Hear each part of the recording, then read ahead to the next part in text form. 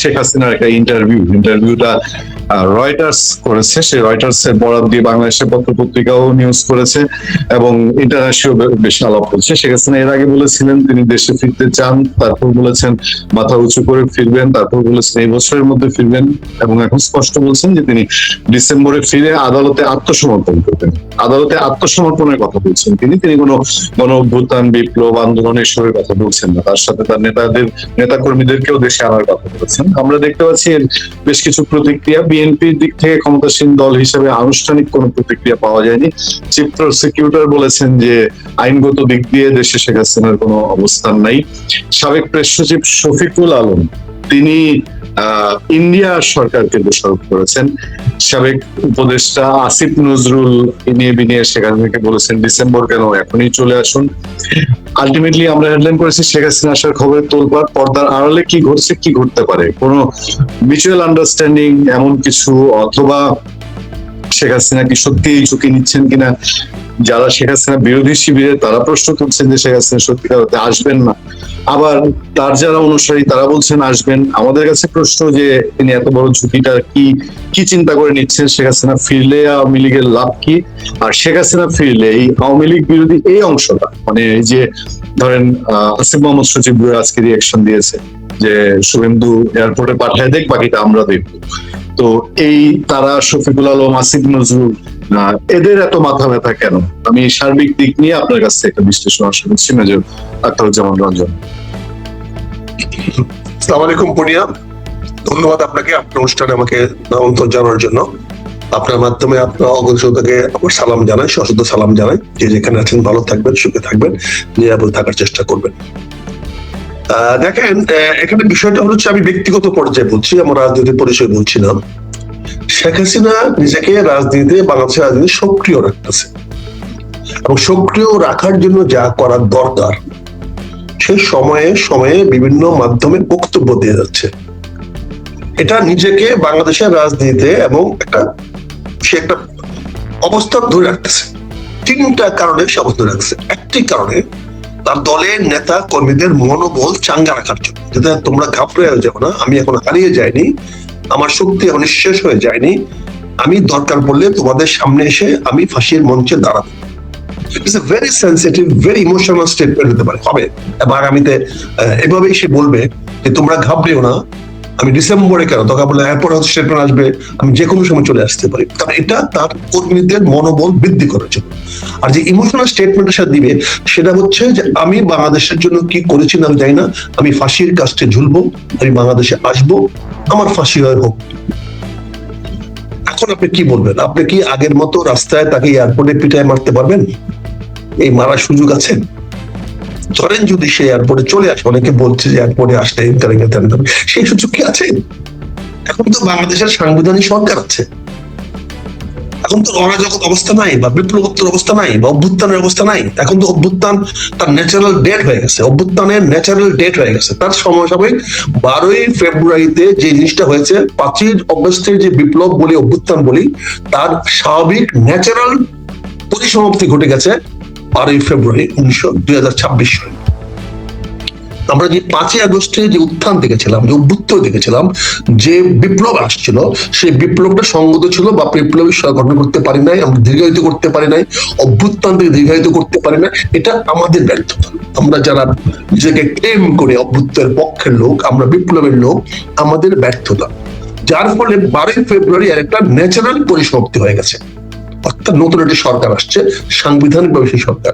সেই সরকার কি বিমানবন্দরে যদি শেখ হাসিনা আইসার নামে তার নিরাপত্তা দিবে না? সে যদি আদালতে সমর্পণ করতে চায়, তাকে আদালত সমর্পণ না করলে তাকে ধরে নিয়ে এয়ারপোর্ট থেকে ধরে নিয়ে আদালতে নিয়ে যাবে, হয়তো সন্ধ্যার সময় আসলে জেলে নিয়ে যাবে, বা ভোরবেলা আসে তখন কি করবেন? তখন তো সরাসরি আদালতে নিয়ে যেতে হবে। যেমন আমাদের দেশপথে খালেদা জিয়াকে গ্রেফতার করার জন্য সকাল 7টায় সারাতে ঘেরাও করে রেখেছিল, তারপর সকাল 7টায় গ্রেফতার করে ওনাকে সরাসরি আদালতে নিয়ে যাওয়া হয়েছে, তাকে অন্য কোথাও রাখা হয় নাই, সেখান থেকে ওনাকে জেলে পাঠিয়ে দেওয়া হয়েছে।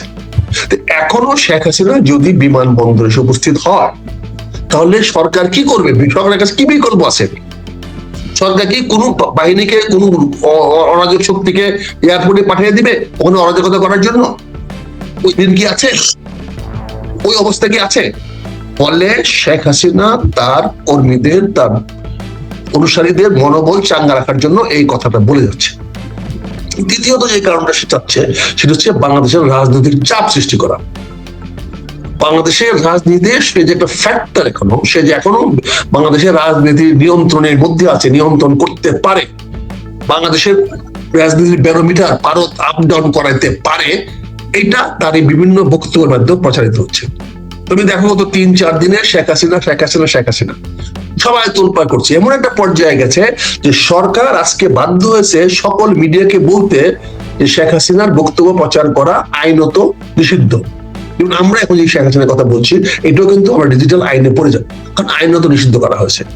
কাজে শেখ হাসিনা এই জিনিসটা চ্যালেঞ্জ দিচ্ছে যে তোমরা আমাকে আইনত নিষিদ্ধ করেছো, আমার সম্বন্ধে কথা বলতে পারবে না, কিন্তু দেখো আমার সম্বন্ধে সামাজিক রাষ্ট্রীয় পত্র পত্রিকায় বলা বলে হচ্ছে। কেন বলা বলে হচ্ছে? যেহেতু শেখ হাসিনা একটা স্টেটমেন্ট দিয়েছে। এই স্টেটমেন্ট শেখ হাসিনা না দিত, নাকে তেল দিয়ে যদি ওখানে ঘুমিয়ে থাকতো, তাহলে কি বক্তব্যটা আসতো? তাহলে কি আপনি বক্তব্য নিয়ে কথা বলতেন? তাহলে কি এটা আলোচনা টেবিলে আসতো? তাহলে শেখ হাসিনার দ্বিতীয় লক্ষ্য হলো বাংলাদেশের রাজনীতিতে সে যে এখনো ভূমিকা রাখতে সক্ষম এটা প্রমাণ করা, এবং বাংলাদেশের রাজনীতিকে তাকে নিয়ে বিভ্রমিত হোক, তাকে নিয়ে আবর্তিত হোক, সেই রাজনীতিতে মধ্যমণি থাকুক, এটা তার একটা কৌশল। এটার মাধ্যমে, এটার জন্য সে বক্তব্য দিয়ে যাচ্ছে এবং তাকে ভারত সরকার সহায়তা করতেছে। ভারত সরকার তাকে সুযোগটা করে দিচ্ছে, যেহেতু বাংলাদেশে শেখ হাসিনা রাজনীতির তাৎপর্য বৃদ্ধি করা, তার প্রভাব বৃদ্ধি করা মানে ভারতের রাজনীতির প্রভাব বৃদ্ধি করা। এখানে সোজা অঙ্ক। শেখ হাসিনার প্রভাব বৃদ্ধি মানে ভারতের প্রভাব বৃদ্ধি। এখানে শেখ হাসিনাকে প্রোটেকশন দেওয়ার জন্য ভারত একটা গ্রাউন্ড পাবে, শুভেন্দু অধিকারী একটা গ্রাউন্ড পাবে। এখানে তাকে তার নিরাপত্তার জন্য তারা অংশগ্রহণ করার জন্য একটা আন্তর্জাতিক পর্যায়ে এবং জাতিসংঘের কাছ থেকে তারা একটা ম্যান্ডেট পাইতে পারে যে একটা নাগরিক তার দেশে যাচ্ছে, সারেন্ডার করবে, তাকে আইনগত বাধা কেন দেওয়া হবে। এটা ক্যান বি ইস্যুস। কাজে ভারত এই সুযোগটা শেখ হাসিনা দিচ্ছে। দ্বিতীয় যে কারণটা বলছি সেটা বুঝতে হবে, সরকার ইতিমধ্যেই, স্থানীয় সরকার নির্বাচনে যাওয়ার সিদ্ধান্ত নিয়ে নিয়েছে। আগামী সেপ্টেম্বর মাস থেকে সারা বাংলাদেশে নির্বাচনের হাওয়া শুরু হবে। নির্বাচনের সময় দেশের প্রচলিত আইনের নিয়মের ব্যত্যয় ঘটে, প্রশাসনিক শক্তির একটা নিয়ন্ত্রণ শিথিল হয়ে যায়। ওই সময় আওয়ামী লীগের নেতা কর্মীরা যাতে নির্বাচনে অংশগ্রহণ করতে পারে, ওই সময় যাতে আওয়ামী লীগের সকল স্থানীয় স্তরে করতে পারে, সেটার জন্য শেখ হাসিনা একটা আগাম বার্তা দিয়ে রাখতেছেন যে তোমরা ঘাবড়িও না, তোমরা মনে করো না যেদিন গিয়েছে এদিন আবার ফিরে আসবে। সে নিশ্চয় দিয়ে যাচ্ছে আওয়ামী লীগের নেতা কর্মীদেরকে, তৃণমূল নেতা কর্মীদেরকে, সমস্ত গ্রাসরুট লেভেল নেতা কর্মীদের যে আমরা নেতাদের নিয়ে আসতেছি, তোমরা ঘাবড়িও না, যেদিন চলে গেছে চলে গেছে, সেই দিন আবার পুনরাবৃত্তি হবে না। এই ধরনের একটা রূপক জিনিস বা এরকম একটা সেন্সেশন জিনিস বা এরকম একটা ইগো সৃষ্টি করতে পারে শেখ হাসিনা। সেই গোটা করলে কি হবে? কার লাভ হবে? স্বাভাবিকভাবে আওয়ামী লীগের নেতা কর্মীদের লাভ হবে, স্বাভাবিকভাবে আওয়ামী লীগ নেতা কর্মীদের সাহস বাড়বে, স্বাভাবিকভাবে আওয়ামী লীগ নেতা কর্মীরা একটা সংঘাতে যাওয়ার জন্য একটা সাহস পাবে। সংঘাত মানে সরকারের আইন শৃঙ্খলা অবনতি, সরকারের আইন শৃঙ্খলা অবনতি মানে মানবাধিকার লঙ্ঘন, মানবাধিকার অধীনের লঙ্ঘন মানে রাষ্ট্রের সক্ষমতা প্রশ্নবিদ্ধ। কারা আইন শৃঙ্খলা লঙ্ঘন করছে, কোন বাহিনী করছে, কোন রাজনৈতিক দল করছে, এটা তো সরকার বিবেচনা করতে পারবে না। যদি আইন শৃঙ্খলা অবনতি হয় তাহলে সরকারকে এর 100% দায় দিয়ে দিতে হবে। সেটা কি বিএনপি জামাত সংঘর্ষের কারণে হয়েছে, না বিএনপি আওয়ামী লীগ সংঘর্ষের কারণে হয়েছে, নাকি এনসিপি আওয়ামী লীগের সংঘর্ষের কারণে হয়েছে, নাকি কমিউনিস্ট পার্টি ভার্সেস এনসিপির জন্য হয়েছে, এটা তো বিষয় না। বিষয়টা হলো আইন শৃঙ্খলা রক্ষা করার দায়িত্ব সরকারের। সরকার যদি সে আইন শৃঙ্খলা করতে না পারে, যদি মানুষ যদি সেখানে মানুষের নিরাপত্তা নিশ্চিত না হয়, মানুষ যদি সেখানে নিরাপদে চলতে না পারে, রাজনীতি প্রচার চালাতে না পারে, তাহলে নির্বাচন প্রশ্নবিদ্ধ হবে। সেই নির্বাচন অবস্থায় কি হবে? ইতিমধ্যে আমরা দেখতে পাচ্ছি প্রতিটি এলাকাতেই আওয়ামী লীগের নেতারা নির্বাচন করার জন্য তৎপর। জাতির বিপক্ষে কাজ করার চেষ্টা করছে। যেখানে সরাসরি সামনে আসতে এখন সমস্যা আছে, যাদের হয়তো অতীত ভালো না, তারা হয়তো অনেকটা সাবধান হয়ে যাচ্ছে, কিন্তু সে বিভিন্নকে সহায়তা করার চেষ্টা করছে। তুমি তো অষ্টগ্রামে যদি দেখো, সেখানে আওয়ামী লীগ বিশেষ করে আব্দুল হামিদ সাহেবের লোক তো তৎপর, অনেক তৎপর নির্বাচন করার জন্য সামনে এগিয়ে যাচ্ছে। আমাদের সারা কিশোরগঞ্জ জেলায় দেখো, সেখানে দেখবে যে তৎপর। কাজে শেখ হাসিনার এই বিষয়টি, এই যে তুলপার পর্দা আড়ালে কি ঘটছে, এই খবরগুলো কেন আসতেছে? এটা খবরগুলো সৃষ্টি করেছে Sheikh Hasina. Sheikh Hasina is a very smart politician. Sheikh Hasina এত বড় স্মার্ট পলিটিশিয়ান, এত বড় বিপ্লবের মধ্যে তার বাড়ি ঘর ঘুরায় গেছে গা, কিন্তু সে নিরাপদে সরকারি হেলিকপ্টার নিয়ে উড়ে চলে গেছে অন্য জায়গায়। এটা কতটুকু স্মার্ট হইলে পরে বুঝতে পারো। এবং আন্তর্জাতিক চক্র তাকে সহায়তা না করলে সে কিভাবে গেল? প্রস্থান করা, যুদ্ধক্ষেত্র থেকে প্রস্থান করা পরাজয় নয়। আপনারা ইংরেজিতে বলে উজ্জ্বল, ওয়ারফেয়ার উজ্জ্বল পরাজয় নয়। যুদ্ধে ক্ষান্ত দেওয়া সন্ধি নয়, পরাজয় নয়। ক্ষান্ত হইতেই পারে বিভিন্ন কারণে। যে মাঝে মাঝে ইউক্রেন রাশিয়ার যুদ্ধে কখনো যুদ্ধ বেড়ে যায়, কখনো যুদ্ধ কমে যায়, কখনো বলে আমরা 7 দিনের জন্য যুদ্ধ বিরতি দিলাম। এটা বিভিন্ন স্ট্র্যাটেজির কারণে দেয়। আমরা ইরান ইউএসএ যুদ্ধে দেখছি, আমরা ওই যে জর্ডানে বা হামাসের সঙ্গে দেখতেছি কি হচ্ছে, যুদ্ধ হচ্ছে 3 দিন 5 দিন, আবার 2 দিন বিরতি, আর কেউ হেরে গেল, কেউ জিতে গেল না। এটা হলো একটা গতি, বিভিন্ন ভাবে চলে। এখানে রাজনীতিতেও শেখ হাসিনা একটা বিরতি দিয়েছে।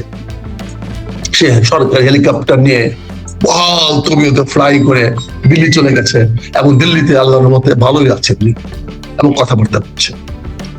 আজকে আমরা যারা শেখ হাসিনার বিরুদ্ধে রাজপথে যতই গরম করবো, ততই সরকারকে ব্যাকহ্যান্ডে ফেলা হবে। শেখ হাসিনা জানে তার বিপক্ষে যত মিছিল হবে, তার বিপক্ষে যত বক্তব্য আসবে, ততই সরকার ব্যাকহ্যান্ডে ফেলবে, ততই সরকারের মানবাধিকার প্রশ্নবিদ্ধ হবে, ততই সরকারকে বলা হবে সরকার নিপীড়নমূলক রাজনীতি করতেছে। এটা ভেরি ট্রিকি জিনিস। শেখ হাসিনার পক্ষে একটা মিছিল করলো, সেই মিছিলতে বাধা দিলা, তাহলে মানবাধিকার লঙ্ঘিত হলো না? রাজনৈতিক পরিবেশ নষ্ট করলো না? তার রাজনৈতিক অধিকার নষ্ট করলো না? হ্যাঁ, যারা বাধা দেয় তাদের হয়তো ইমোশন আছে, তাদের হয়তো আবেগ আছে, কিন্তু সেই আবেগটা তো আইন শৃঙ্খলা ভঙ্গে চলে গেল। যখন আইন শৃঙ্খলা ভঙ্গে চলে যাবে, তখন আইন শৃঙ্খলা বাহিনী বা আইন শৃঙ্খলা প্রশাসনিক কি করবে? তারা তো আইন রক্ষা করতে হবে। আইন শৃঙ্খলা রক্ষা করতে গেলে জিনিসটা তো শেখ হাসিনা ফেভারে চলে যাবে। আর রক্ষা না করে তাহলে ফেভারে যাবে। কেন ফেভারে যাবে? যে সে মানবাধিকার লঙ্ঘিত হচ্ছে, রাজনৈতিক অধিকার লঙ্ঘিত হচ্ছে। তুমি তো সংবিধান এখন সাসপেন্ড না, বাংলাদেশের সংবিধান এখন সম্পূর্ণভাবে কার্যকর, এবং সেই সম্পূর্ণ কার্যকর সংবিধান রেখে সরকার যা ইচ্ছা তা কাজ করতে পারে না। সরকার আগামী দিনে বেকায়দায় পড়বে। কারণ সংবিধান না থাকলে অতীতে যারা করেছে, সামরিক শাসকরা করেছে, তারা সবসময় সংবিধানকে সাসপেন্ড করেছে। যার জন্য শেখ হাসিনা আর্টিকেল 7 এর সংশোধন আসছিল যে সংবিধান কোন শক্তি আর সাসপেন্ড করতে পারবে না। যদি কেউ সংবিধান সাসপেন্ড করে, তাহলে সেটা পানিশেবল টু ডেথ হবে। এই সংবিধান স্থগিত না করার জন্য এই আইনটা আনা হয়েছিল। এখন তো এই আইনটা উঠে গেছে, হাইকোর্ট তো এই সংবিধানটাকে নালিফাই করে দিয়েছে। এখন সংবিধান সংশোধন দরকার নেই। কয়েকটা আর্টিকেল গত বৃহস্পতিবার দিন মহামান্য সুপ্রিম কোর্ট সেটাকে বাতিল করে দিয়েছে। মাননীয় সুপ্রিম কোর্ট সেটা বাতিল করে দিয়েছে। ফলে এখন তো যে কোনো সময় যে কোনো লোক সাসপেন্ড করতে পারে সংবিধান। এখন আর সবাই সাসপেন্ড করা অবৈধ হবে না। কিন্তু পাশাপাশি এটা তো রয়ে গেছে যে জনগণ দেশের মালিক। আর্টিকেল 7 তো চেঞ্জ হয়নি। জনগণ দেশের মালিক, তার মানে জনগণের চরম অভিপ্রায় হলো সংবিধান। সংবিধানের প্রথমে কি লেখা আছে? জনগণের চরম অভিপ্রায় হলো সংবিধান। সংবিধান ভায়োলেট করা, সংবিধানকে অবজ্ঞা করা ক্ষমতা সরকার বা অন্য কারো নেই। সরকার শপথ নিয়েছে যে এই সংবিধান তারা মেনে চলবে। সাধারণ জনগণ সংবিধান শপথ নেয় নেই, এমপিরা সংবিধান নেই। তারা যে কোনো সময় সংবিধান পরিমার্জন করতে পারে, সংস্কার করতে পারে। যেটা আমাদের বিরোধী দল থেকে পরিষ্ঠ বলা হয়েছে, কদিন আগে পার্লামেন্টে বলেছে, আমরা সংবিধানে সংস্কার চাই, আমরা সংবিধানকে নতুন করে আরো এটাকে উন্নত করতে চাই। কিন্তু তার সংবিধান মেনে, এটা খেয়াল করবেন, সংবিধানকে ছুঁড়ে ফেলে দিচ্ছেন না। জামাত ইসলাম কখনোই বলে নাই সংবিধানকে ছুঁড়ে ফেলে দেব, এটা অনেকে বলেছে, তার মুখের কোট আছে, ভাষা আছে, আমরা সেটা বলতে চাই না, কিন্তু সংবিধান ছুঁড়ে ফেলা দেওয়া যায় না। এই ছুঁড়ে ফেলে দেওয়া যায় নাই বলেই আর্টিকেল 7 সংশোধনী আনা হয়েছিল, কিন্তু হাইকোর্ট সেই সংশোধনীটা বাতিল করে দিয়েছে। তারপরেও কিন্তু সংবিধান ছুঁড়ে ফেলা দেওয়া যাবে না, সরকার ছুঁড়ে ফেলতে পারবে না, কারণ সরকার এই বর্তমান সংবিধানের অধীনেই শপথ নিয়েছে। কাজেই যদি এর সংস্কার জাতীয় সংসদে করতে চায়, বিরোধ আনতে পারে, অন্য সব দল আনতে পারে, জনগণ বাধ্য করতে পারে সরকারকে যে এই সংবিধান পরিবর্তন করো, এটার পক্ষে আমি, যেটা আমিও চাই সংবিধান সংস্কার হোক, জামাত ইসলামের সবাই আমরা চাই এই সংবিধান সংস্কার হোক। তো বলে নাই, আমরা বলছি 71 সংবিধানকে সংশোধন করা হোক 2026 সাল বা তার পরবর্তী সময় বুঝি করার জন্য। আমরা দেখেছি এই সংবিধান নিয়ে অনেক সময় অনেক কিছু পরিষ্কার করা হয় নাই, যেমন রাষ্ট্র ধর্ম নিয়ে সংবিধানে একটা ধোঁয়াশা রয়ে গেছে, এটাকে আমাদের পরিষ্কার করতে হবে। যেমন আমাদের ওই সমাজতন্ত্র নিয়ে আমাদের ধোঁয়াশা রয়ে গেছে, বাংলাদেশ সমাজতন্ত্র কাজ করছে না, বাংলাদেশ সমাজতন্ত্র নাই, পুঁজিবাদী সমাজ বাংলাদেশ চলতেছে। আমার সংবিধান বলছে সমাজতান্ত্রিক রাষ্ট্র হবে, আমার সংবিধান বলছে রাষ্ট্র, ব্যবসা, বাণিজ্য সবকিছু সরকার চালাবে। সেখানে সংবিধানকে পাশ কাটিয়ে আমরা মুক্ত বাজার বাণিজ্য আমরা চালাচ্ছি, এখানে সংবিধানের সঙ্গে কন্ট্রাডিকশন, এখানে সংবিধানের সঙ্গে কন্ট্রাডিকশন। ফলে আমরা চাচ্ছি এখানে সংবিধানগুলো সংশোধন করা হোক। আমরা চাচ্ছি সংবিধানে এখন প্রায় আমাদের জনসংখ্যা হয়ে গেছে 20 কোটির কাছাকাছি, একটা 20 কোটি দিয়ে একটি ওয়ান সিঙ্গেল হাউস পার্লামেন্ট চলতে পারে না। 20 কোটি মানুষকে নিয়ে একটি 300 এমপি কে দিয়ে শুধু একটি দেশ চলতে পারে না, 20 কোটি লোকের প্রতিনিধিত্ব হতে পারে না। এখানে আপার হাউস দরকার, সকল রাজনৈতিক দলগুলো বলছে আপার হাউস দরকার, কারণ এটা অনুমোদন করা দরকার। আমাদের একটি অন্তত বাংলাদেশের 3 থেকে 4টা প্রদেশে ভাগ করা দরকার, কারণ সকল নেতৃত্ব কেন্দ্রীভূত ঢাকা শহর হয়ে গেছে। ফলে কি হচ্ছে, দেখা যায় ইউনিয়ন পরিষদের চেয়ারম্যান সেও এখন মন্ত্রী হয়ে যাচ্ছে। মানে টায়ারটা কি, একদম ইউনিয়ন চেয়ারম্যান থেকে জনপ্রতিনিধি হয়, সেখান থেকে সে সরাসরি পরবর্তী এমপি পাস করে সে মন্ত্রী হয়ে যেতে পারে। তখন আমাদের অনেক মন্ত্রী আছে যাদের ব্যাকগ্রাউন্ড হলো ইউনিয়ন পরিষদের চেয়ারম্যান। ইউনিয়ন পরিষদের চেয়ারম্যান বাই নেচার 5 বছর সে যে সমস্ত জিনিস নিয়ে কাজ করেছে, সেখানে টিওনোর অধীনে সে টিওনো এবং ওসিকে সকল দুর্নীতিতে সহায়তা করেছে। একটা ইউনিয়ন পরিষদের চেয়ারম্যানের সবসময় ইউনিয়ন পরিষদের চেয়ারম্যানকে চালাইতে গেলে সে স্থানীয় পুলিশ কর্মকর্তা এবং টিওনোকে তাদের দুর্নীতিতে সহায়তা করতে হয়। তাদের দুর্নীতি সহায়তা না করলে চেয়ারম্যানটা বিপদে পড়ে। যে চেয়ারম্যান এই মানসিকতা নিয়ে তৈরি হয়ে আসছে, তাকে যদি আপনি স্থানীয় সরকার প্রতিমন্ত্রী বানায় দেন, মন্ত্রী বানায় দেন, তাহলে কি হবে? সেখানে সে দুর্নীতিকে দুর্নীতি মনে করবে না, সেখানে মনে করবে এগুলো কিছু না, এগুলো আমাদের যা বলা হয়েছে তাই, কিন্তু ওনাকে যে বলতে পারে না। স্থানীয় সরকার প্রতিমন্ত্রীকে মাননীয় প্রধানমন্ত্রী হুকুম দিতে পারেন না, এইটা তো বুঝার বুদ্ধি তার নাই। কালকে ইন্টারভিউ শুনলাম ওই করক সরোর এখানে, আমাকে মাননীয় প্রধানমন্ত্রী বলে দিচ্ছেন, তার মানে তাহলে মন্ত্রী কোথায় গেল? সে ডাইরেক্টলি ভায়োলেটিং মিনিস্টার। এটা চলছে দেশে, কি করবেন আপনি বলেন? কি করবেন বলেন? কি করে একজন মাননীয় প্রধানমন্ত্রীও বলতে পারেন? আবার সে বলছে আমি তোমরা বন্ধু না, বন্ধু না তোমার কেন বলবে? উনি স্থানীয় সরকার মন্ত্রীকে বলবে, স্থানীয় সরকার দরকার বললেন, স্থানীয় মন্ত্রী প্রয়োজন মনে করলে তার ইয়াকে বলবে, স্টেট মিনিস্টারকে বলবে। কিন্তু এখানে চ্যানেল ব্রেক করা হচ্ছে। এই সিস্টেম গুলোর কারণে আজকে বাংলাদেশে আমরা মনে করি সংবিধানে কতগুলো সংস্কার প্রয়োজন। সংস্কারের কিছু কিছু জায়গাতে আমাদের সংস্কার প্রয়োজন, এটা আছে সময়ের দাবি। জনগণ তাই চায়, মানুষ তাই চায়, মানুষ ভোট দিয়ে পাঠিয়েছে, এবার সবারই দাবি ছিল সংস্কার হবে। ফলে আমি মনে করি কয়েকটি সংস্কার আমাদের অতীব প্রয়োজন হয়ে দাঁড়িয়েছে। আমাদের রাষ্ট্রপতির সঙ্গে প্রধানমন্ত্রীর সম্পর্ক, এটা আরো পরিষ্কার করা দরকার। আমাদের সংবিধানে এখানে অনেক কিছু উজ্জ্বল হয়ে গেছে। এখানে রাষ্ট্রপতিকে আমরা একটা পুতুল বানিয়ে ফেলেছি।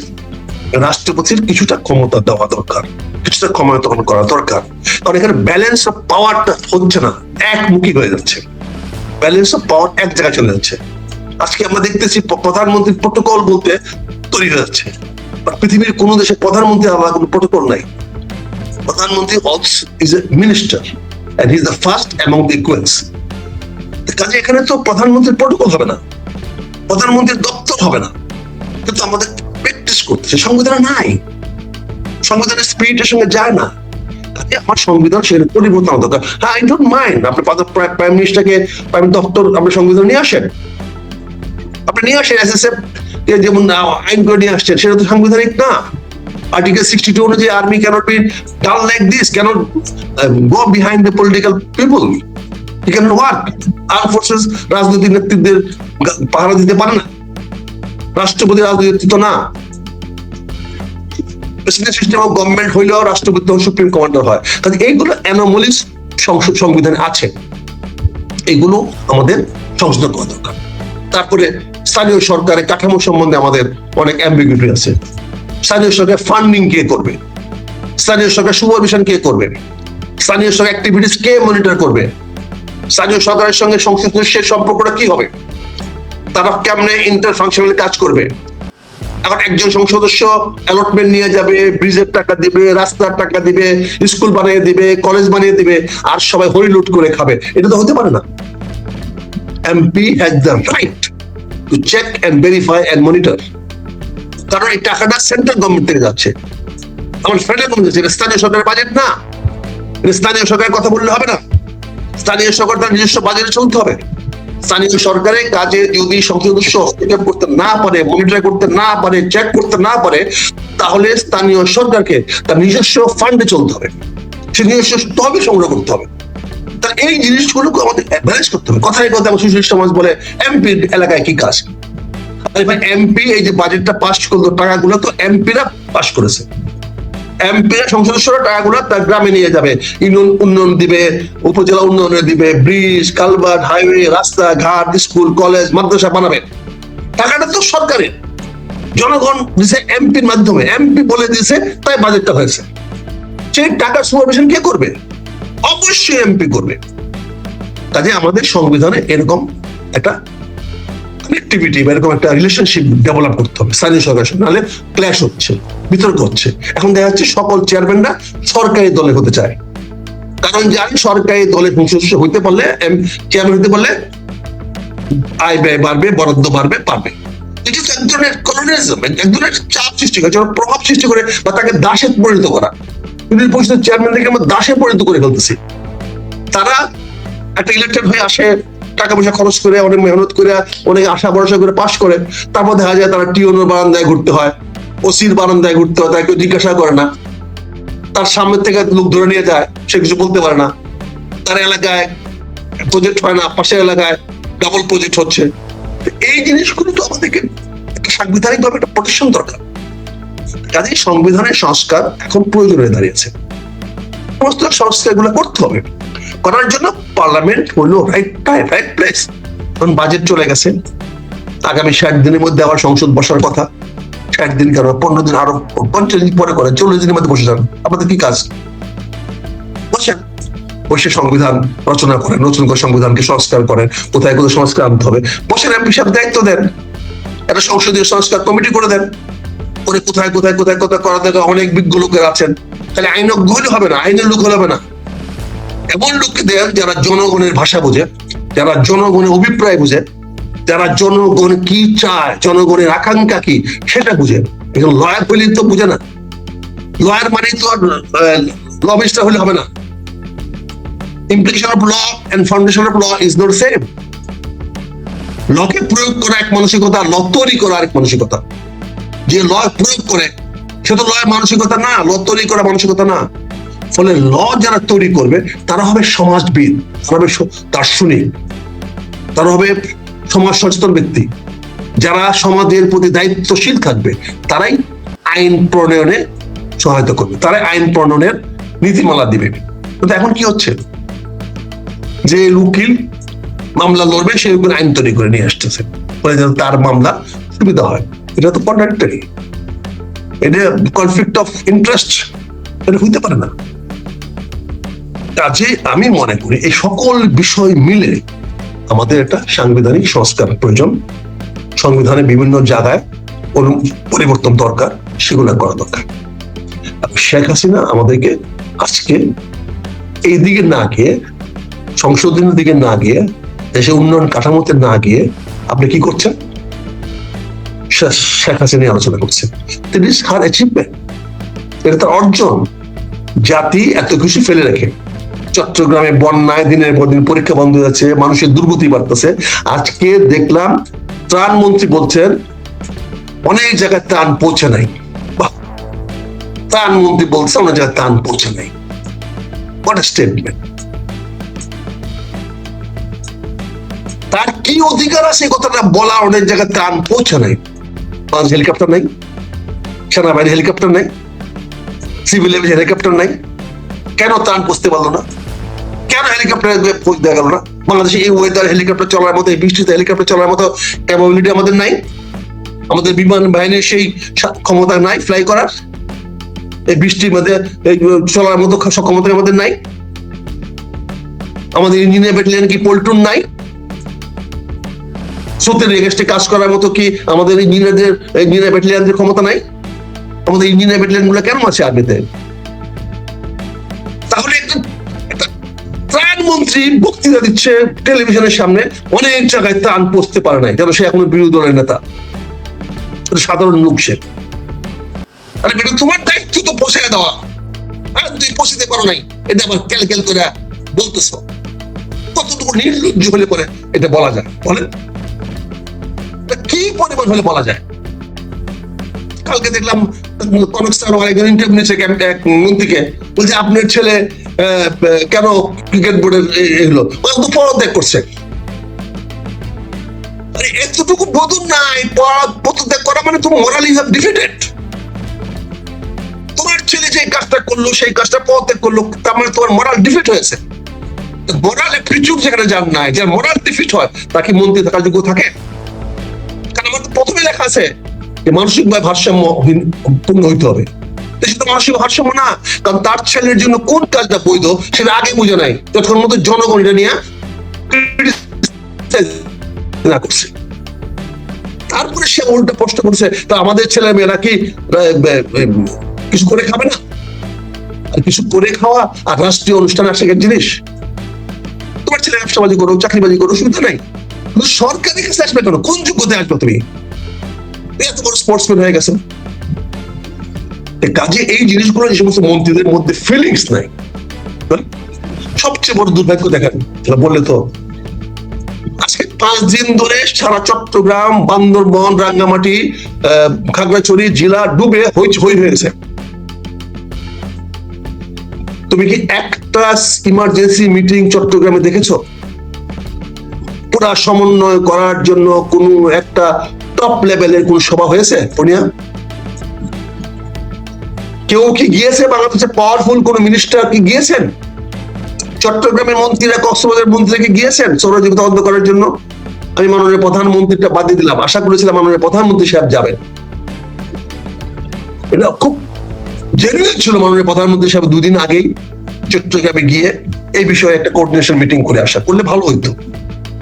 এই সমালোচনা করার সুযোগ আমরা পাইতাম না, হয় নাই। তার মানে কি? সরকার ইজ নট প্রপারলি ফাংশনিং। সরকারকে কে যেন ঠেলে ঠেলে চালাচ্ছে। সরকার যেন কেমন একমুখী হয়ে গেছে, একজন লোককে ঠেললেই কাজ হয়, না ঠেললে কাজ হয় না। কতগুলো কন্ট্রাডিকশন বললে তোমরা অপরাধ মনে করো। হাইকোর্ট, সুপ্রিম কোর্ট থেকে বলেছে তত্ত্বাবধায়ক সরকার পূর্ণ বহাল হবে। আইনমন্ত্রী কোন যুক্তিতে বলতে পারে আগামী নির্বাচন তত্ত্বাবধায়ক সরকারের অধীনে হবে? সুপ্রিম কোর্টে সে রায়টা তো বাস্তবায়িত করার পরে আসবে সেটা। এখন এটা তো রিভিউ হইতে পারে। সুপ্রিম কোর্টের রায় তো রিভিউ করার সুযোগ আছে। সরকার যদি মনে করে আগামী তত্ত্বাবধায়ক সরকার হওয়া দরকার নাই, সে রিভিউ করতে পারে। সেখানে আইনমন্ত্রী কারোর সঙ্গে আলোচনা না করে, কারোর সঙ্গে কথা না বলে তাৎক্ষণিকভাবে বলতে পারে যে আগামী নির্বাচন তত্ত্বাবধায়ক সরকারের অধীনে হবে। এখানে তো আমরা একটু শেষের দিকে আছি, আটকাচ্ছন্ন বিষয় বাড়াচ্ছি আর কি, বুঝছো না? এখন বিষয়টা হলো যে এইগুলোতে কি হচ্ছে। আমি মনে করি আইনমন্ত্রী সাহেব বিজ্ঞ মানুষ, উনি এটা বলতে পারতেন যে আমরা আজকে সুপ্রিম কোর্টের ভার্ডিক্ট পেয়েছি, আমরা এটা পার্টি ফোরাম আলোচনা করব, সরকারের ফোরাম আলোচনা করব, আলোচনা করে আমরা আপনাদেরকে পরবর্তী সিদ্ধান্ত জানাবো। That would be more appropriate and এটা প্রোটেক্টিভ, মানে আমার প্রধানমন্ত্রীর জন্য, রক্ষা করার জন্য তার ছিল এটা সঠিক বক্তব্য। ওনাকে তত্ত্বাবধায়ক সরকার আগামী নির্বাচনে হবে, মানে আশ্চর্য। বুঝছি আইনমন্ত্রী হইলে কি সবকিছু করা যায়? এটা কি আইনমন্ত্রী একা ডিসিশন? এটা তো মাননীয় প্রধানমন্ত্রীর সিদ্ধান্ত লাগবে, তার অনুমোদন লাগবে, তার ক্যাবিনেট অনুমোদন লাগবে, তার দলের অনুমোদন লাগবে, তার রাজনৈতিক অনুমোদন লাগবে, অন্য রাজনৈতিক দলের ঐক্যমতে আসতে হবে। এখন অন্য রাজনৈতিক দল তত্ত্বাবধায়ক না চায়,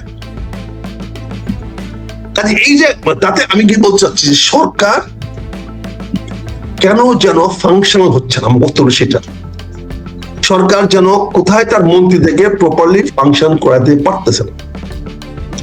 আমরা দেখছি স্বরাষ্ট্রমন্ত্রী বলছেন পাকিস্তানে কি বলছেন বাংলাদেশে আইন শৃঙ্খলা সহজ করার জন্য। What a funny! পাকিস্তান যে নিজের আইন শৃঙ্খলা খবর নাই, সে আমাকে আইন শৃঙ্খলার জন্য সাহায্য করার জন্য স্বরাষ্ট্রমন্ত্রী বলছে। সে জাতির সঙ্গে আহ্বান জানাচ্ছে একটা আন্তর্জাতিক পুলিশ বানাইতে, পুলিশিং করার জন্য আন্তর্জাতিক পুলিশ চক্র বানাইতে। জিও পলিটিক্স, গ্লোবাল পলিটিক্স এর কি সম্পর্ক আছে? কালকে তো বড় জাতিসংঘের মাধ্যমে আমার স্থানীয় সরকার চালানোর ব্যবস্থা করে দেওয়া হোক। কালকে বলবে জানেন স্থানীয় সরকারের মাধ্যমে আমার সমাজ কল্যাণ মন্ত্রণালয় কেমন কোঅর্ডিনেট করবে, এটা করে দেওয়া হোক। এগুলো তো ন্যাশনাল বক্তব্য না, এগুলা সরকারের ভাবমূর্তিকে ভালো করে না। যারা শুনে তারাও ভালো চোখে দেখে না, যাদেরকে বলছেন তারাও মনে মনে হাসে। What is talking? যেই পরিশেষে আমি একটা কথায় আসি, সেটা হচ্ছে আমি বিনয়ের সঙ্গে বলছি, রাষ্ট্র ভালোভাবে চলুক, সুন্দরভাবে চলুক। মানুষের দুঃখে যে রাষ্ট্র পাশে গিয়ে দাঁড়াতে পারে না, একটি উপজেলার জন্য 20 লক্ষ টাকা অনুদান মাননীয় প্রধানমন্ত্রী অত্যন্ত অপ্রতুল, অত্যন্ত অপ্রতুল। যে হারে মানুষের ভোগান্তি চট্টগ্রাম, বান্দরবান, খাগড়াছড়ি এবং রাঙ্গামাটি এলাকায় হয়েছে, মাননীয় প্রধানমন্ত্রী আপনার 20 লক্ষ টাকা অনুদান, এটা হাসি ঠাট্টা পরিণত হয়েছে। যারা আপনাকে দিয়ে কাজটা করিয়েছে তারা সঠিক কাজটা করে নাই। আপনাকে এটা আরো বেশি রেশনাল হওয়া দরকার ছিল, আরো বেশি যুক্তিপূর্ণ হওয়া দরকার ছিল। আপনার ডিসিরা প্রপারলি কাজ করতেছে না, এতেই প্রমাণ হয়। আপনার মন্ত্রণালয় কোঅর্ডিনেশন হচ্ছে না, তার মন্ত্রণালয় ঠিক মতো দেখতেছে না। আপনি পূর্ণবাসন মন্ত্রণালয় কাজ করতে পারে নাই, মানুষকে ইভালুয়েট করতে পারে নাই। এতগুলো মানুষ মারা গেল ভূমিধসে, মারা যায় ভূমিধসে, অস্বাভাবিক কিছু না। বাংলাদেশের মাটির পাহাড় এতদিন বৃষ্টি হলে হইতেই পারে, ভালো জায়গায় থাকলেও ভূমিধস শিকার হতে পারে, অনেক দেশে ভূমিধস শিকার হয়। এগুলো প্রাকৃতিক দুর্যোগ, এগুলা আপনাকে দায়ী করছি না আমরা। কিন্তু দুর্যোগ উত্তর দুর্যোগের পরে যে ব্যবস্থাগুলো করা দরকার সেগুলো সরকার করতে হবে। আমি মনে করি বিষয়টি আরো গভীরভাবে চিন্তা করা দরকার। আমাদের শেখ হাসিনার ফোবিয়াতে না ভুগে আসেন দেশটাকে আমরা এমন ভাবে একটা অবস্থান করি যেখানে বাংলাদেশের সকল রাজনৈতিক দল মিলে মিশে আমরা দেশটাকে উন্নতির দিকে যেতে পারবো। এই বাংলাদেশটা আমার সবার, আমাদের সবার।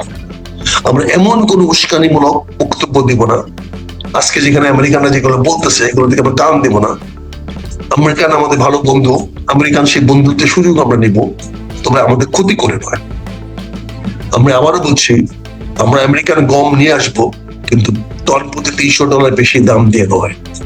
এটা আমেরিকান গভর্নমেন্টকে, আমেরিকান অ্যাম্বাসেডর সাহেবকে আমি অনুরোধ করবো, আপনারা দেখেন, তাহলে আগামী দিনে কিন্তু আপনাকে বানিয়ে বলবে তুমি ব্যবসার স্বার্থে বাংলাদেশকে সাহায্য করতে চাও, আমাদের স্বার্থে নয়।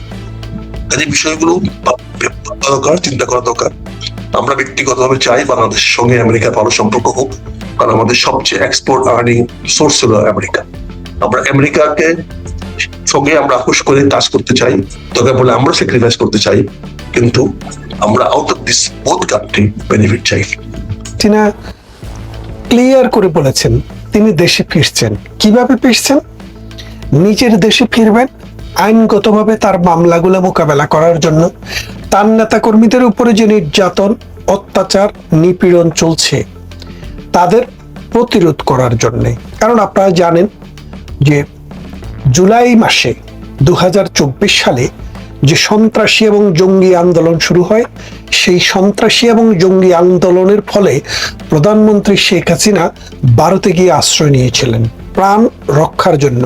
আমরা জানি বঙ্গবন্ধুকে আমরা রক্ষা করতে পারিনি, কিন্তু এই প্রজন্মের বঙ্গবন্ধু প্রেমীরা, আওয়ামী লীগ প্রেমীরা শেখ হাসিনাকে রিকোয়েস্ট করেছেন যে এই মুহূর্তে আপনি জঙ্গিদের হাতে জীবন দেওয়া উচিত হবে না, আপনি আপনার জীবনটা বাঁচিয়ে রাখেন, আপনার জন্য নয়, এই সংগঠনের জন্য, বাংলার মেহনতি মানুষের জন্য, এবং বাংলাদেশ নামক এই দেশটিকে বিশ্ব মানচিত্রে মাথা উঁচু করে একটি স্বাধীন দেশ হিসাবে বাঁচিয়ে রাখার জন্য। তিনি জনতার, বাংলাদেশের এবং মুক্তিযুদ্ধের সপক্ষের শক্তির কথা শুনেছিলেন এবং তিনি ভারতে গিয়ে আশ্রয় নিয়েছিলেন।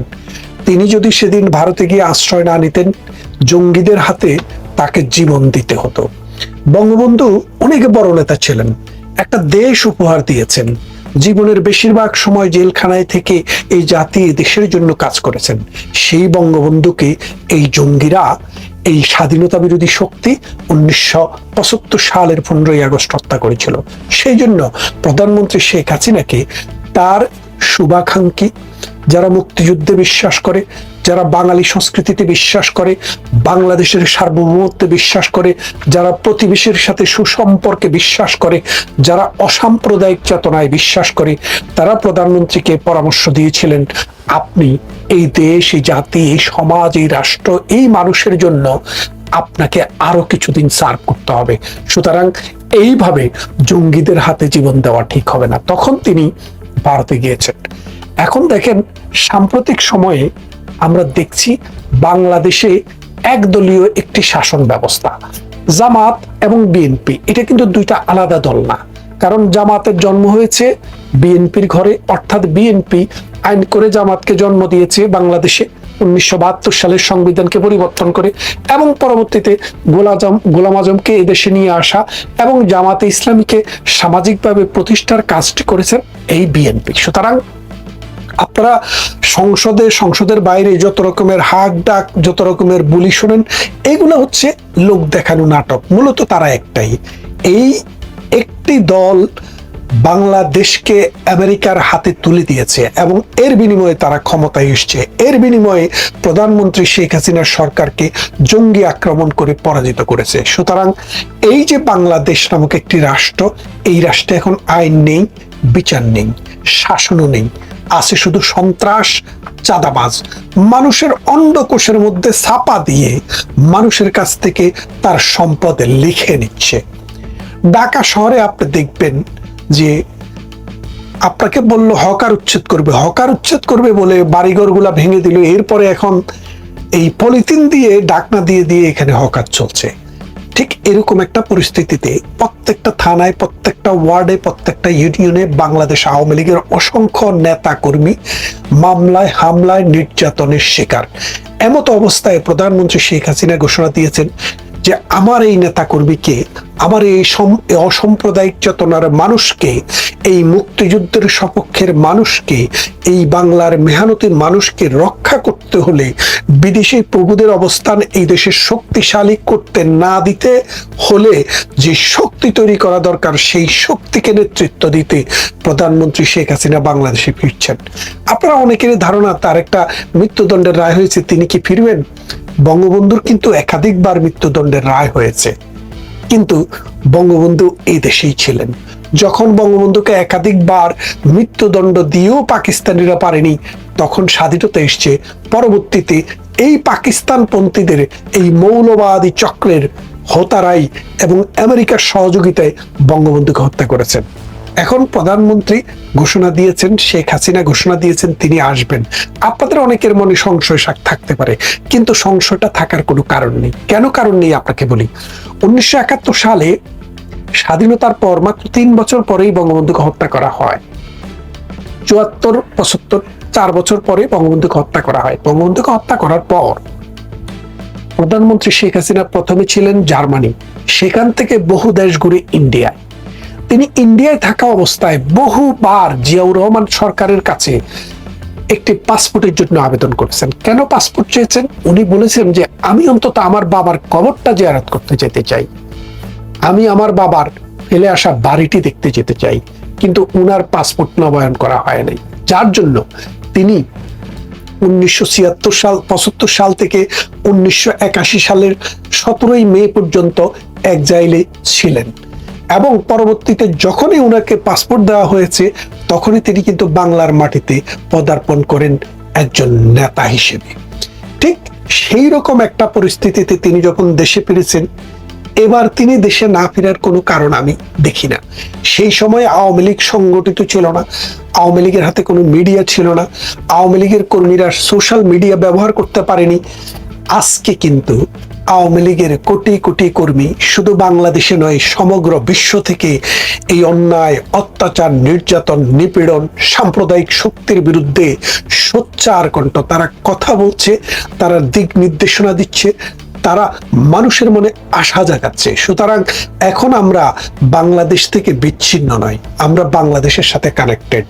ভৌগোলিক সীমারেখায় আমরা দূরে অবস্থান করি, কিন্তু এই গ্লোবাল ভিলেজে আমরা একটা ভিলেজের বিভিন্ন পকেটে আছি, বিভিন্ন সীমারেখায় আছি, বিভিন্ন জায়গায় আছি, কিন্তু আমরা বাংলাদেশের সাথেই আছি। এখন দ্বিতীয়বারে দেখেন, প্রধানমন্ত্রী শেখ হাসিনাকে হত্যা করার চেষ্টা করেছিলেন প্রেসিডেন্ট এরশাদ। কোথায়? লালদিঘির ময়দানে 8 জন লোক নিহত হলেন সেদিন, শহীদ হলেন সেদিন, নির্বিচারে গুলি চালিয়েছিলেন। কিন্তু আল্লাহ পাক প্রধানমন্ত্রী শেখ হাসিনাকে সেই যাত্রায় বাঁচিয়ে দিয়েছিলেন, কারণ আল্লাহ পাক চেয়েছিলেন এই অসহায়, নিরন্ন, নিরস্ত্র, এই গরিব মানুষের জীবনকে উন্নত করতে হলে তার মতো একজন মানুষের দরকার হবে আশ্রয়ন প্রকল্পের জন্য, শিক্ষার জন্য, সাংস্কৃতিক ধারাবাহিকতার জন্য। তিনি বেঁচে এসেছিলেন সেদিন। তারপর গৃহবন্দী হয়েছেন একাধিকবার। আপনারা জানেন, বিএনপি সরকার যখন ক্ষমতা 2004 সালে 21শে আগস্ট, তারেক জিয়ার বাহিনী সেদিন কি নির্মম হত্যা চালিয়েছিল বঙ্গবন্ধু এভিনিউর এই ট্রাকের উপরে করা অস্থায়ী মঞ্চের উপরে। 29 জন লোক মারা গেল, প্রথমে 22 জন, পরবর্তীতে আরো 60 জন, মোট 29 জন লোক স্পট ডেড বা হসপিটাল ডেড। সেখানে প্রধানমন্ত্রীর কান, চোখ, বিভিন্ন জায়গায় স্পিনটার ঢুকে গিয়েছে। আমাদের বড় বড় নেতারা লুটিয়ে পড়েছে। আইভি রহমান জায়গায় নিহত হয়েছেন, শাহাদাত বরণ করেছেন। সেখান থেকেও শেখ হাসিনাকে দমন করা যায়নি।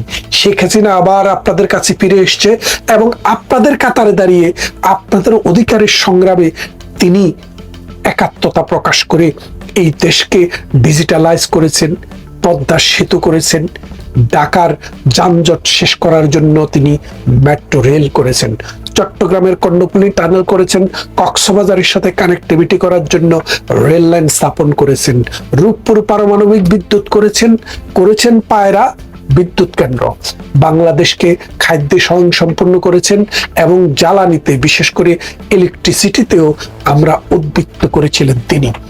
এবং অসহায় মানুষকে আশ্রয়ন প্রকল্পের মাধ্যমে 5 লক্ষ মানুষকে বাড়িঘর দিয়েছিলেন। এমনি করে তিনি আবারও রাজনীতির মাঠে এসে দীর্ঘদিন ধরে বাংলাদেশের অর্থনীতিকে বিশ্ববাজারে তুলে ধরেছিলেন। এরপর 2024 সালে আগস্ট মাসে তাকে হত্যার ষড়যন্ত্র করে যে জঙ্গি লীলা আমাদের বাংলাদেশে হয়েছে আমরা দেখেছি। এবারও তিনি প্রাণে বেঁচেছেন। এবারে বেঁচে থাকারও একটাই উদ্দেশ্য বলে আমরা বিশ্বাস করি, সেটা হলো এই বাংলাদেশ, এই সমাজ, এই রাষ্ট্রকে আবারও সত্যিকারের মানুষের দেশে পরিণত করা। আপনারা গত 6 মাস, 1 বছর, 2 বছর ডক্টর ইউনূসের সময় থেকে আজকে পর্যন্ত যে 2টা বছর, এই 2টা বছরের দিকে একটু তাকায় দেখেন। বাংলাদেশে মব ছিল না, এই মবের রাষ্ট্র হয়েছে। আপনারা শুনেছেন মগের মুল্লুক, সেটাকে মবের মুল্লুকে পরিণত করেছিল।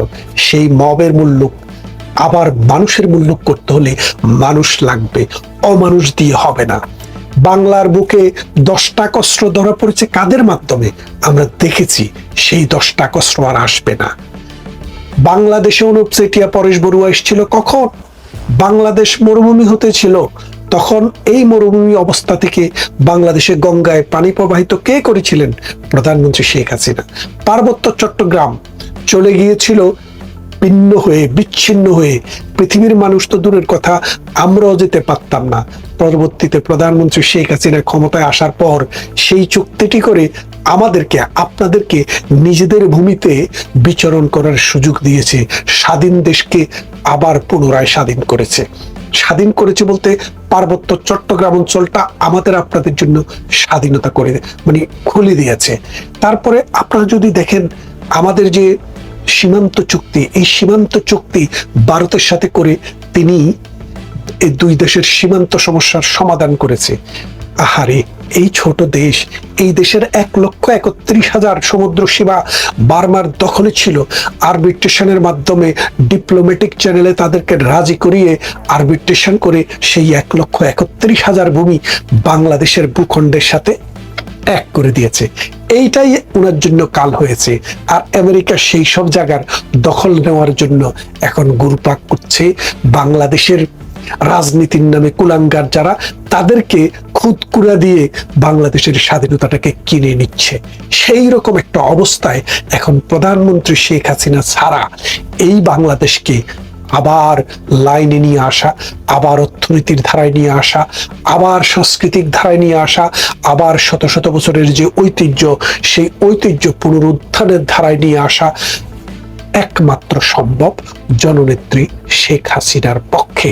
তাই তিনি যে আসবে বলছে, আপনারা এটাকে অবহেলা করেন না, এটাকে মনে করেন না যে কথার কথা। ইনি যা বলেন তা মিন করেন। উনি বলেছিলেন পদ্মা সেতু আমি করব, তিনি করেছেন। জনগণকে ওয়াদা দিয়েছিলেন 5 লক্ষ ভূমিহীনকে আমি গড় দেব, তিনি দিয়েছেন। বলেছেন খাদ্যে স্বয়ংসম্পূর্ণ করবেন, তিনি করেছেন। তিনি বলেছেন এই দেশে বিদ্যুতে স্বয়ংসম্পূর্ণ করবেন, তিনি সেটা করেছেন। তিনি যে কথা দেন মানুষকে, সে ওয়াদা তিনি রেখেছেন, বহু নজির উনি জীবনে দেখিয়েছেন। সুতরাং আপনারা তৈরি হন। বাংলাদেশের প্রধানমন্ত্রী শেখ হাসিনা এবং আমাদের জননেত্রী শেখ হাসিনা যখন বাংলাদেশে এসে নামবে, পদ্ম পরে নৌকো করে ফিরবে। সেখানে লক্ষ কোটি মানুষের যে স্লোগান মুখরিত হবে, সেখান থেকে শয়তান উড়াল দিয়ে চলে যাবে। সেখান থেকে স্বাধীনতা বিরোধীদের গায়ে আগুন লেগে যাবে। মৌলবাদী গোষ্ঠী সেখানে সেই মহাসমাবেশ দিকে প্রকম্পিত হবে। তাই আপনারা মনে করেন আজকে যে অবস্থা বাংলাদেশের আছে, সেই অবস্থা চলবে না। এ দেশ আমাদের অসাম্প্রদায়িক চেতনার মানুষের, কবিদের, টিচারদের, লেখকদের, বুদ্ধিজীবীদের, মেটে কামারের, কুমারের, জেলের। এই দেশ চোর, ডাকাত, বাটপাতদের নয়। এ দেশ স্বাধীনতা বিরোধী নয়। এ দেশ ধর্মান্ধ মৌলবাদীদের নয়। এই কথাটাকেই প্রকাশ করার জন্য, স্টাবলিশ করার জন্য শেখ হাসিনা আবার আসছেন।